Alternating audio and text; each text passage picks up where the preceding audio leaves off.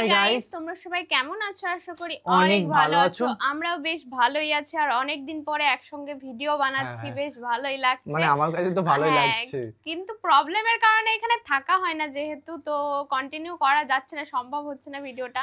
তাও যতটা চেষ্টা মানে আমি করছি যে ভিডিও পূজার দিক বানানোর, দিয়ে চেষ্টা করছে কন্টিনিউ আসা, কিন্তু একদম কন্টিনিউ হয়ে পারছে না। তো একদমই সম্ভব যেহেতু নয়। সপ্তাহে হয়তো মানে এমনও হচ্ছে যে আমি চলে এসেছি, অলরেডি কারেন্ট নেই। এমনও হচ্ছে যে বৃষ্টি যেদিন আমি হচ্ছে। আসতেই পারছি না, মানে এমন হচ্ছে যে এখানে থাকছি না, মানে এই সমস্ত কিছু প্রবলেম এই সিজনেই হ্যাঁ, চলে কারণ এসেছে। দ্বিতীয়ত আমাদের বাড়ি থেকে একদম পূজার বাড়ি অনেকটা অনেকটাই ডিস্টেন্স, দূর, আর অনেকটাই প্লাস ও দূর। পড়াশোনার ক্ষেত্রে অনেকটা দূরে চলে যাচ্ছে, আবার আসছে। একদম তোমাদের ভালোবাসাতে মানে মাঝে মাঝে আসছে। পড়াশুনো, কাজবাজ সমস্ত কিছু হ্যাঁ, একসাথে কন্ট্রোল করাটা একটু টাফ হয়ে তো যাচ্ছে। মুদ্রা কথা হচ্ছে, মেইন কথা হলো যে কন্টিনিউ একদম তো পূজা আসতে পারবে না, হয়তো সপ্তাহে 7 দিনের মধ্যে 4 দিন আসলো, হ্যাঁ, 4 3 দিন, দিন আমাকে 3 একা দিন। একা হ্যাঁ, ভিডিও বানাতে হলো, এরকম মানে একটা বিষয়। ম্যানেজ অবশ্যই করতে হবে, তার জন্য তোমাদের সহযোগিতা করতে হ্যাঁ, হবে। তোমাদের ভালোবাসা অবশ্যই অবিরাম একদম থাকবে, এবং খুব সুন্দর একটা ভিডিও বানাতে চলেছি। এক পাগলের ঘটনা, মানে পাগলের মজার ঘটনা তো অবশ্যই দেখবো। দেখো, সাইদা হুজুরের ভিডিও কিন্তু প্রত্যেকটা খুব স্পেশাল ভিডিও হয়। একদমই। আর এক পাগলের ঘটনা তো খুব মজাদার ভিডিও হতে চলেছে। মানে উনি এত সুন্দর করে কথাটা বলে যে সেটা কিন্তু মনে গেঁথে যায়। হ্যাঁ, একদম। নেক্সট টাইম যখনই সেই ভিডিওটা দেখি মনে হয় যে আবার দেখি, মানে আরো সুন্দর এমন নতুন হয় লাগে। না যে আমরা এই ভিডিওটা রিপিট করেছি কিন্তু হ্যাঁ, বুঝতেই পারি না যে মানে রিপিট করা আরো হয়েছে। সুন্দর নতুন লাগে, আরো বিষয়টা ভালো লাগে। একদম। আর মেইন ভিডিও তোমার ডিসক্রিপশন বক্সে পেয়ে যাবে, ওখান থেকে তোমার চেক আউট করতে পারো। গাইস, একটা রিকোয়েস্ট, প্লিজ সাবস্ক্রাইব করে পাশে থাকা বেল আইকনটা অল অল করে করে দিও, দিও। নিত্য নতুন ভিডিও আপডেট পাওয়ার জন্য সবার প্রথমে। তো চলো গাইস, আজকে ভিডিওটি শুরু করা যাক। একজন মাঠে মাঠে ঘুরছে, আর এক পাগল এসে জিজ্ঞেস করছে, ঘুরছো কেন? কয়, ঘুরবো না, আগামীকাল কোরবানির দিন, গরু তালাশ করতেছি, গরু পাচ্ছি না, বাজারে টাজারে ঘুরলাম, আবার আর এক বাজারে যাচ্ছি। আরে বাজারে গরু কেন? মাঠে কত গরু আছে, একটা ধরে জবাই দিতে হয়। লোকটি বলছে, দেখো, পরের গরু জবাই দিলে তাতে গোনা হবে। কয়, না, তুমি অঙ্ক বোঝো না। কেন? গরু জারি হোক, কোরবানির দিনে গরু জবাহ যদি করো তাহলে সব তো একটা হবে। কোরবানি উপলক্ষে জবাহ করছে, একটা সব পাবা না? তো কোরবানির জন্য একটা সব হবে, আর চুরির জন্য অবশ্যই একটা পাপ হবে। কোরবানি যখন দিবা, তো কোরবানির সব আর চুরির পাপ ভগ্নাংশের মতো কাটাকাটি হয়ে যাবে, গোশত খাবা পাপ। তো মানুষের অবস্থা তো তাই হয়েছে। মানুষের অবস্থা হয়েছে, শবে বরাতে সারা রাত জাগবো, কান্দাকাটি করবো, ফাও গুনা মাফ হয়ে যাবে, আর গোশত রুটি তো আসি, যদ্দূর পারলাম খাইলাম। পরের দিন ডু ফুর্তি, নো চিন্তা। এই কান্দারও দাম নাই, আর এই ধরনের রাত জাগারও দাম নাই, এই ধরনের ইবাদত করেও দাম নাই। ইবাদতটা হচ্ছে জীবনের সব ক্ষেত্রে ইবাদত করতে হবে। ইবাদত সম্পর্কে মিস ইন্টারপ্রিটেশন যেটা এসেছে, ভুল অর্থ যেটা এসেছে, সেই ভুল অর্থের কারণে মানুষ শুধু মনে করে নামাজ, রোজা, হজ, যাকাতই শুধু ইবাদত না। ইবাদত হচ্ছে জীবনের সকল ক্ষেত্রে গোলামিটা হতে হবে আল্লাহ পাকের সব জায়গায়। পার্লামেন্টে গোলামি হবে কার?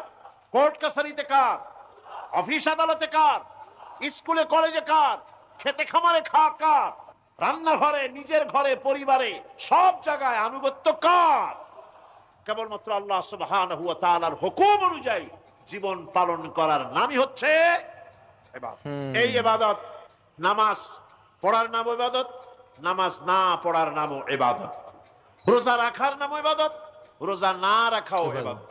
এখন আপনারা বলতে পারেন, যেটা ঠিক কি আশ্চর্য কথা শুনাইলেন, নামাজ পড়া তো ইবাদত, নামাজ না পড়া আবার কোন দেশে ইবাদত? সেটাই তো আমি কনফিউজ। রোজা রাখা তো ইবাদত, রোজা না রাখা কোন দেশে ইবাদত? প্রশ্ন জাগে। মূল কথা হচ্ছে, 5 ওয়াক্ত নামাজ সময় মতো পড়বেন, তা তো আপনার ইবাদত হবে। কিন্তু সূর্য উদয়ের সময়, সূর্য ঠিক মাথার উপরে থাকার সময়, সূর্য ঠিক অস্তগামী হওয়ার সময় নামাজ পড়া জায়েজ নাই, সেজদা করা জায়েজ নাই, হারাম করা হয়েছে। সুতরাং এই 3 সময় নামাজ না পড়াটাই ইবাদত।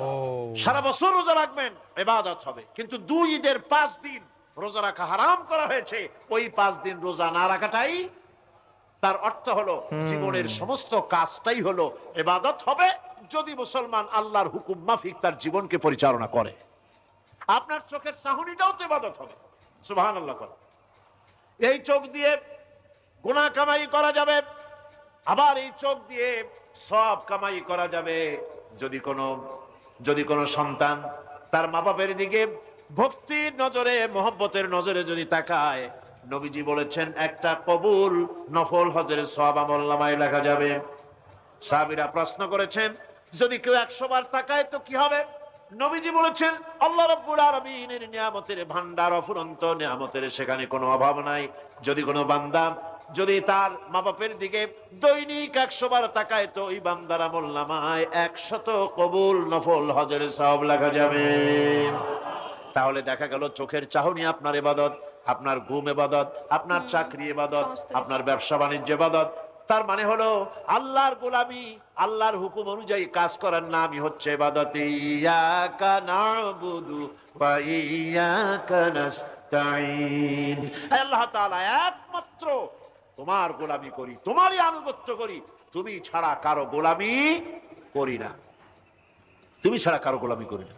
এখন দোকানদার নামাজের মধ্যে পড়লো ইয়াকা নাবুদু, ইয়াকা নাবুদু, নাবুদু শব্দটা হচ্ছে মুজারের সিগা। এটা এর মধ্যে দুইটা কাল পাওয়া যায়, বর্তমান আর ভবিষ্যৎ, দুটি কাল পাওয়া যায়। নাবুদু, নাবুদু এই শব্দ দিয়ে বোঝানো হচ্ছে কি, মানে কি? আয় আল্লাহ পাক এই নামাজের ভিতরে যেমন তোমার হুকুম পালন করে নামাজ আদায় করছি, যেমন নামাজের ভিতরে কিছু খাওয়া যায় না, বাইরে খাওয়া জায়েজ ছিল, নামাজ পড়ছি বলে খানাটা আমার জন্য হারাম হয়ে গেছে। কথা বলা জায়েজ ছিল, নামাজের ভিতরে কথা বলা হারাম করে দিলাম। এদিক ওদিক তাকানো জায়েজ ছিল, নামাজের ভিতরে এদিক ওদিক তাকানো বন্ধ করে দিলাম। তার মানে আমার জন্য চিরস্থায়ী, সব সময়ের জন্য আমার জন্য হালাল করে দেওয়া জিনিসগুলি এই নামাজের ভিতরে অল্প সময়ের জন্য হারাম করে প্রমাণ করে দিলাম। মাবুদ গো, এই নামাজের পরে চিরস্থায়ী হারামগুলি এইভাবে আমার জন্য হারাম করে নেব। নামাজটা পড়ছি যেভাবে করে নামাজের বাইরের জীবন চালাবো সেইভাবে করে। সেজদা দিলেই তো সওয়াব হয়, সেজদা দিলে কি হয়? সওয়াব হয়। যদি কেউ 5-6টা সেজদা দিয়ে দেয় এক রাকাতের মধ্যে তো কি হবে? কি হবে? কি হবে সেটা? যদি কেউ নামাজ পড়লে তো সওয়াব হয়। ফজরের নামাজ যদি 4 রাকাত পড়ে তো কি হবে? কি হবে? মাগরিবের নামাজ যদি 2 রাকাত পড়ে অথবা 4 রাকাত পড়ে তো কি হবে? ইচ্ছে করে যদি এভাবে করে, ভুল করবে নয়, ইচ্ছে করে যদি করে তাহলে আল্লাহর আইনের সঙ্গে বিরোধিতা করছে বলে সে বিদ্রোহী হিসাবে প্রমাণিত হবে। ইচ্ছা করে বলবে। সুতরাং কথা হচ্ছে নামাজের ভিতরে আয় আল্লাহ পাক ইয়াকা নাবুদু, এই নামাজের ভিতরে তোমার হুকুম মেনে যেভাবে নামাজ আদায় করি, নামাজের বাইরের জীবনটাও তোমার হুকুম মেনে পালন করব। এটাই হচ্ছে ইবাদতের মূল থিম, মূল আইডিয়া, মূল ফিলোসফি। নামাজ ইবাদত করতে হবে জীবনের সব ক্ষেত্রে। নামাজের ভিতরে বললাম ইয়াকা নাবুদু, দোকানদার, এই লোকটা কি ঘি বিক্রি করবে, ঘি আনছে দোকানে, তারপরে নামাজ পড়তে দাঁড়িয়েছে। দোকানের পেছনে ছোট্ট ঘর আছে, নামাজ পড়তে দাঁড়িয়েছে, শুরু করে দিল আল্লাহু আকবার, আলহামদুলিল্লাহি রাব্বিল আলামিন আর রহমানির রহিম মালিকি ইয়াউমিদ্দিন ইয়াকা নাবুদু ওয়া ইয়াকা। তাড়াতাড়ি পড়তে হবে যেহেতু খরিদ্দার আসতেছে। খরিদ্দার 2-4 জন ভিড় জমায়েছে, নামাজ ছেড়ে দিয়েছে। কর্মচারীকে ডাকছে, পেরেশন ভিতরে আসতো, আমি তো কেবল খাঁটি ঘি নিয়ে আসছি, ওর মধ্যে তো ভেজাল দিই নেই, তাড়াতাড়ি করে ওর মধ্যে যা দিয়ে ভেজাল দিতে হয় ভেজাল ডাল দিয়ে ঠিক মতো দিয়া তারপরে বিক্রি করবি। 100 টাকা কিনছিস, 250 টাকা করে বিক্রি করবি। আল্লাহু আকবার, রহমানির রহিম মালিকি ইয়াউমিদ্দিন ইয়াকা নাবুদু ওয়া ইয়াকা। এটা নামাজ হইল কোন? এই নামাজের আল্লাহর কোনো দরকার আছে? নামাজের মধ্যেই তো কোনো খারাপ দরকার কাজ নেই। করছে। ইবাদত তো হবে নামাজ যার হুকুমে, ব্যবসা তার হুকুমে। নামাজে সেজদা দিব যার হুকুমে, রোজা রাখবো তার হুকুমে, নামাজ পড়বো যার হুকুমে, অর্থনীতি চালাবো তার হুকুমে, নামাজ পড়বো যার হুকুমে, আমার দেশের কলকারখানা চলবে, নামাজ পড়বে যার হুকুমে, পার্লামেন্ট চলবে তার হুকুমে, নামাজ পড়বো যার হুকুমে, রাজনীতি চলবে তার হুকুমে। এর উল্টা পাল্টা যদি হয় মুসলমান মানতে পারে কখনই।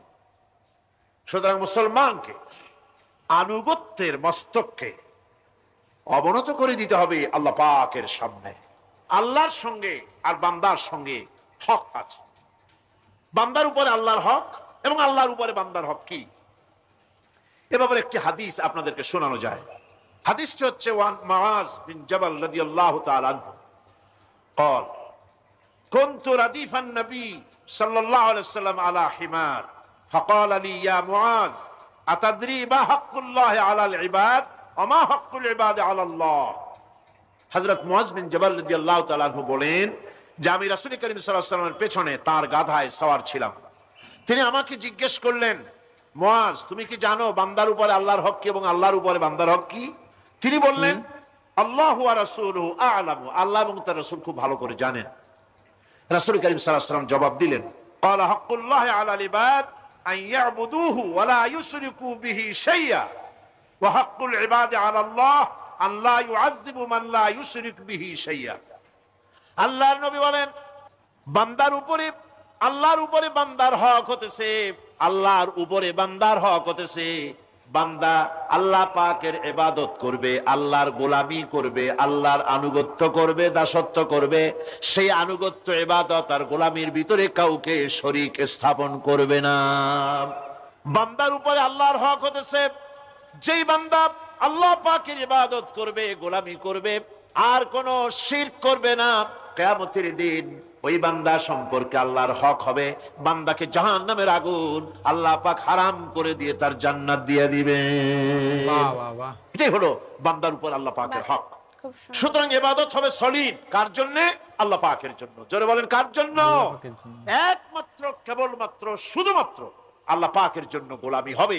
সেই গোলামির কথাটাই আমরা কোরআনে কারীমের মধ্যে সূরা ফাতিহায় প্রত্যেক দিন প্রতি রাকাতে আমরা পড়ি, ইয়্যাকা না'বুদু ওয়া ইয়্যাকা নাস্তাঈন। আয় আল্লাহ তাআলা, কেবলমাত্র তোমারই ইবাদত করি, কেবলমাত্র তোমারই দাসত্ব করি, আর কারো আনুগত্য দাসত্ব করি না। এই গোলামি, এই দাসত্ব আল্লাহ পাক আমাদেরকে করার তৌফিক দান করুন। আমরা বলি আমিন। আমাদের জীবনে ওঠায় বসায়, চলায় ফেরায়, বক্তৃতায়, ভাষণে, বিয়েতে, শাদীতে, আমাদের ইলেকশনে, আমাদের নির্বাচনে, আমাদের অর্থনীতিতে, রাজনীতিতে, আমাদের সমাজনীতিতে, পরিবারের নীতিতে, জীবনের সব ক্ষেত্রে আমরা গোলামি যেন করতে পারি কার? নামাজের ভিতরে যে কথাটা বলি, এই কথাটা যেন আমাদের বাস্তব জীবনে আমরা কার্যকরী করতে পারি। আল্লাহ পাক যেন তৌফিক দান করেন। অবশ্যই। বিশ্বকবি, কবি সম্রাট আল্লামা ডক্টর ইকবাল Disturb আছে কি হয়তো। সুন্দর করে বলেছেন, আজ ভি হো জো ইব্রাহিম কা ইমা पैदा, आज भी हो जो इब्राहिम का इमाम पैदा, हिंदी। आग कर सकती है एक अंदाज गुलिस्तान पैदा। ইব্রাহিমের ইমান যদি আজও কোথাও হয় বিদ্যমান, করতে পারেন অগ্নিকুণ্ডে খুবসুরত এক গুলিস্তান। মানে হচ্ছে এখনো যদি ইব্রাহিমের ইমান যদি কারো মধ্যে জাগ্রত হয়, গুলিস্তান। আর তাকে যদি আগুনে ভালানো হয়, সে আল্লাহ আজও আছেন না? নাই? আছে কিনা? আল্লাহু লা ইলাহা ইল্লা হুয়াল হাইয়ুল কাইয়ুম। পড়েন সবাই, আল্লাহু লা ইলাহা ইল্লা হুয়াল হাইয়ুল কাইয়ুম। তিনি সদা জাগ্রত, তিনি চিরঞ্জীব। সুতরাং মহান শক্তিধর আল্লাহ পাক, তার হচ্ছে সব গোলাম। তুমি গোলাম হইয়া আর এক গোলামের কাছে হাত পাতো, সে তোমারে কিচ্ছু দিতে পারবে না।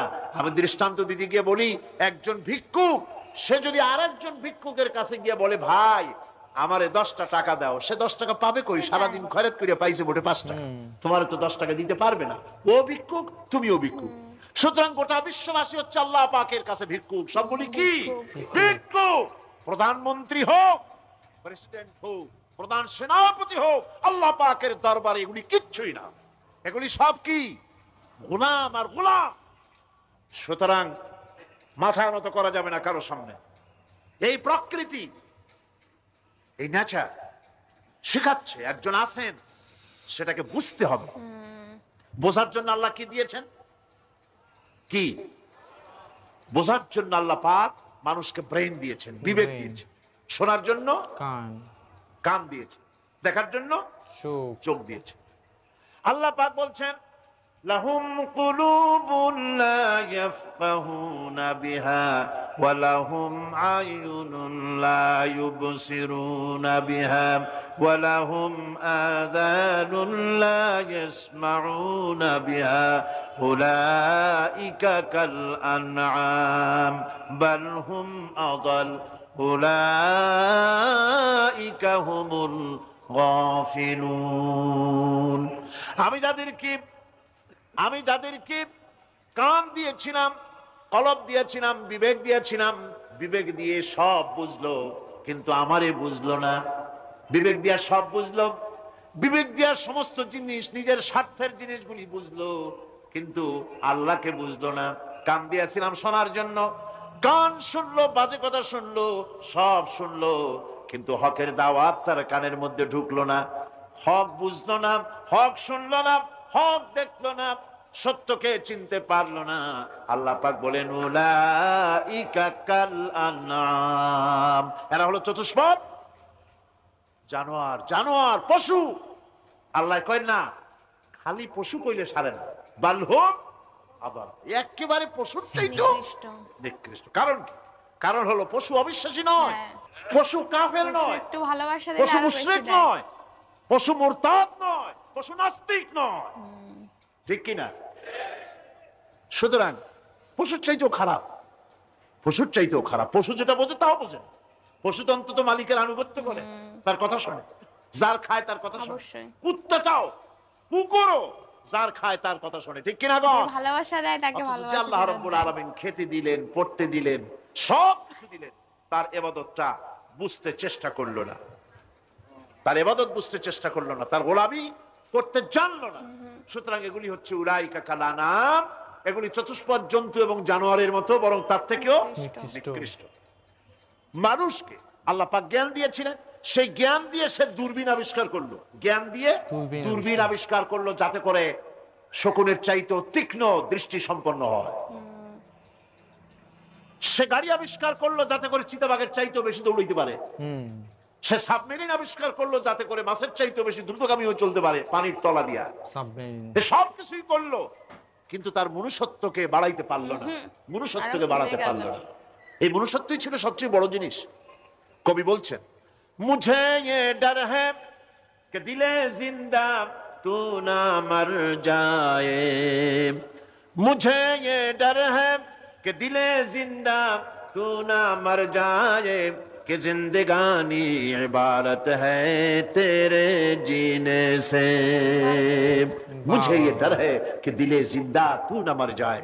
আমার এই ভয় হয়, হে আমার জীবন্ত আত্মা, তোর না অপমৃত্যু হয়ে যায়। কারণ তোর যদি অপমৃত্যু হয় তাহলে আমার তো বেঁচে থাকার কোনো লাভ নাই। অসাধারণ। আমরা তো আমাদের আত্মা, জীবিত আত্মাকে মেরে ফেলছি, জীবিত আত্মাকে মেরে ফেলছি, আত্মাকে বিকশিত করছি না। আত্মাকে বিকশিত করতে হবে। এই আত্মা বিকশিত হবে কিভাবে? সব জিনিসের খাবার আল্লাহ পাক এই জমিনে তৈরি করেছেন, ঠিক কিনা কর? ঠিক। সকলের খাবার এই জমিন। মানুষ যেহেতু তৈরি হয়েছে এই মাটি দিয়ে, সেই জন্য আল্লাহ রাব্বুল আলামিন মানুষের খাবার মাটি দিয়ে তৈরি করে দিয়েছেন। কলা দিয়েছেন, কচু দিয়েছেন, আলু দিয়েছেন, মূলা দিয়েছেন, তাল দিয়েছেন, বেল দিয়েছেন, মাছ দিয়েছেন, তরকারি দিয়েছেন, পনির দিয়েছেন, দুধ দিয়েছেন, গোশত দিয়েছেন। খাবারের কোনো অভাব রাখেন নাই, সব মাটি দিয়েছে। কিন্তু যেই রুহটা আমাদের ভিতরে, যে আত্মাটা আমাদের মধ্যে, যে আত্মা থাকলে পরে বাঁচি, আত্মা না থাকলে পরে মরে যাই, সেই রুহের খাবার আমরা কেউ দিতেছি না। রুহটা কি? আল্লাহ পাক বলছেন, নবী আপনাকে প্রশ্ন করা হয়, ওয়ায়াসআলুনাকা আনির রূহ কুলির রূহু মিন আমরি রাব্বি। নবী হে, প্রশ্ন করা হয় রূহ কি জিনিস? এর জবাব হচ্ছে এই, বলে দিন রূহ হচ্ছে আল্লাহর একটু অর্ডার, একটু হুকুম তোমার ভিতরে কাজ করছে। ওই রূহেরও কিছু খাবার আছে, ওই রূহেরও কিছু খাবার আছে। সেই রূহকে খাবার জমিনে তৈরি হবে না। রূহ গোশত খাবে না, পনির খাবে না, দুধ খাবে না, সর খাবে না, ফল খাবে না, কি খাবে?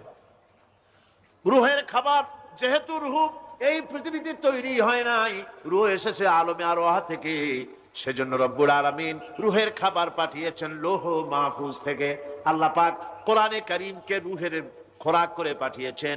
রূহকে যদি বাঁচাতে চান তাহলে তার একমাত্র খাদ্য হতেছে তেলাওয়াতে কোরআন, তেলাওয়াতে কোরআন। বাহ বাহ বাহ, খুব সুন্দর, খুব সুন্দর। দারুণ করে বোঝায়। তো যেহেতু বিষয়টা হচ্ছে এটাই যে আমাদের কিন্তু বডির খাবার আছে, আমাদের সমস্ত কিছুর খাবার আছে, কিন্তু রূহ, এই আত্মার খাবারটা কি? তো অবশ্যই কমপ্লিকেটেড থেকে অনেক ভালো করে বুঝিয়েছে বিষয়টা। তোমরা অবশ্যই ভালো করে বুঝতে পারবে, তার জন্য ভিডিওটা প্রথম থেকে দেখতেই হবে। তো একটা কথাই বলি, হ্যাঁ বললো তো এই জগৎ থেকে সেই রুহটা আসে না, অন্য জগৎ থেকে মানে রুহটা আসে। এখানে সায়েন্স কিন্তু অনেক কাজ করে। মানে আমরা সায়েন্সে একেবারে কিন্তু বুঝতে পারি না, অনেক কিছু ঘাটাঘাটির পরে আস্তে আস্তে সমস্ত কিছু বুঝতে পারি, কিন্তু এই আত্মাটা কি করে আসে সেটা কিন্তু সায়েন্স কখনোই তো বলতে সায়েন্স পারে একটা না। পরীক্ষা করেছিল যে একটা, একদম। যে মানুষটা মারা যাবে তার মধ্যে কাচের ঘরের মধ্যে একদম। একটা সিল তৈরি করে সেটা পরীক্ষা করছিল যে আত্মা বলে কিছু আছে কিনা। হ্যাঁ, সেটা তখন আত্মাটাকে যখন মারা উড়ে যাবে গেল, তখনই কিন্তু কাজ ভেঙে চলে ফেটে গেল। চলে গেছে, তো আটকে রাখা যায় না যেমন জিনিসটা। সায়েন্স ভূত বা একদম। এনার্জি কিছুই এগুলো কি বিলিভ করে না, কিন্তু অ্যাকচুয়ালি এখন সায়েন্স বিলিভ করে যে আত্মা বলে বা রুহ বলে কিছু একটা কিছু আছে। একটা আছে। তো অবশ্যই ভিডিওটা খুব সুন্দর লাগলো, আর তোমাদের অবশ্যই কমেন্টে জানাও তোমরা এর থেকে অবশ্যই কি জানতে পারলে। শিখতে পারলে, আর এরকম ধরনের ভিডিও আরো বেশি ভালো কিনা লাগে কিনা সেটা অবশ্যই কমেন্টে হ্যাঁ। জানাও, তাহলে সেরকমই ধরনের ভিডিও নিয়ে চলে একদম, আর আসবো। চেষ্টা করবো দেলোয়ার হোসেন সাইদি হুজুরের ভিডিও অবশ্যই। কন্টিনিউ আনা। তার জন্য কমেন্টে জানাতে হবে একদম, তোমাদেরকে। আর চেষ্টা করবো একসঙ্গে ভিডিও বানাতে, যেহেতু একদম। প্রবলেমের কারণে একটু ডিস্টেন্স মানে ভাবে দুজনকে একটু ভিডিও বানাতে হবে। ডিসটেন্স বলতে এখানে থাকা হচ্ছে না, আমার কিছুদিন থাকা হচ্ছে না, ওর কিছুদিন থাকা হচ্ছে না, তো সেটআপও চেঞ্জ হয়ে যাচ্ছে। গ্রিন স্ক্রিনেই ভিডিও বানানো হ্যাঁ, হচ্ছে, কারণ যেহেতু আমিও বাড়িতে থাকছি না, মাঝে মাঝে কলকাতায় হ্যাঁ, যাচ্ছি, যেহেতু অনেক কারণে। অনেক অনেক অনেক বিষয় আছে যেগুলো কিন্তু একেবারে ডিটেলস এখানে বলতে পারছি না, হ্যাঁ, তাও একটু মানিয়ে নিতে হবে। অবশ্যই ভিডিও বানাবো, মানে একসাথে বানাবো। পূজা যখন কিন্তু- বাড়ি থাকছে তখন আমি থাকছি না, এই ক্ষেত্রে অনেক সময় হয়ে যাচ্ছে। এইগুলোই, তাছাড়া কিছু তাছাড়া কোনো ব্যাপারই না, এরকম একটা বিষয়। তো চলো গাইস, নতুন একটা ফ্রেশ ভিডিওতে দেখাবে, সাবস্ক্রাইব করে দিও, এরকম ভালোবাসা দিতে একদমই। থাকো। Bye bye, tata. Take care.